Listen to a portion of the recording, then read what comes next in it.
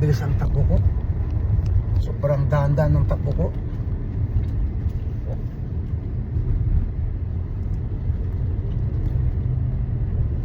Hindi ko napansin ang stop ko.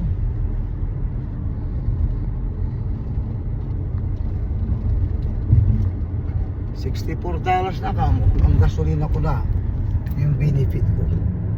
Nawala ko lang yung card ko. Yung ibinigay dat po ng brand, wala lang, tatawagan ko yun para maklaim ko yung $64. Sobra pa sa pultang. Ang pultang ito 50 lang eh, yung sasakyan. Sayang din yun.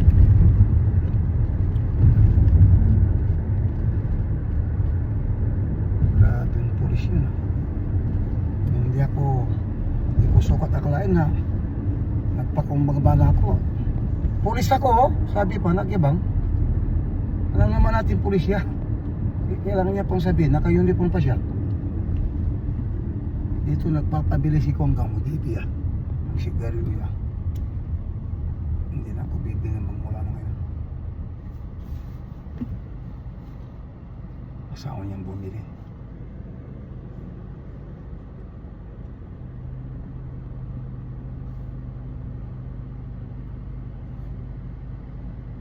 Ayaw ka nga manigarilyo niya, ikaw Kaya pa nga. bibili. My goodness. Paano? Yung asawa niya hindi siya binili, sinadya. Ngayon hindi na ako mautusan niya. Kaya sinabi ko, hindi ko trabaho magbili ng sigarilyo mo.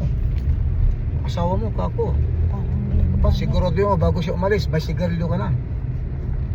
Kaya sabi ko sa kanya, itong camera ko, cellphone ko, alam ng asawa ko kung saan ako. Pag ginawa ko hindi ko trabaho sa caregiver ko, magalit siya. Sa bahay lang ako dapat, kako. Utusan mo ako magluto-luto na ako, gagawin ko yan. Pero yung sigarilyo mo, outside na bahay, kung hindi sa pagkukusto, nadisgrasya ako yan sa labas. Sasagutin mo ako? Ako sa kanya.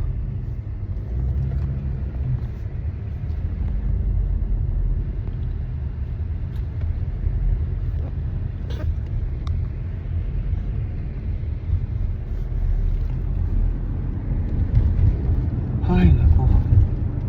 Tingnan mo yan. Bumili lang tayo ng ano doon, halagang $45 na kinain natin. Na taon pa na ipinasyal kita doon, first time mo lang doon, yun pala. Andun na nakaabang na polis pala. Na taon din na may polis doon. At na taon din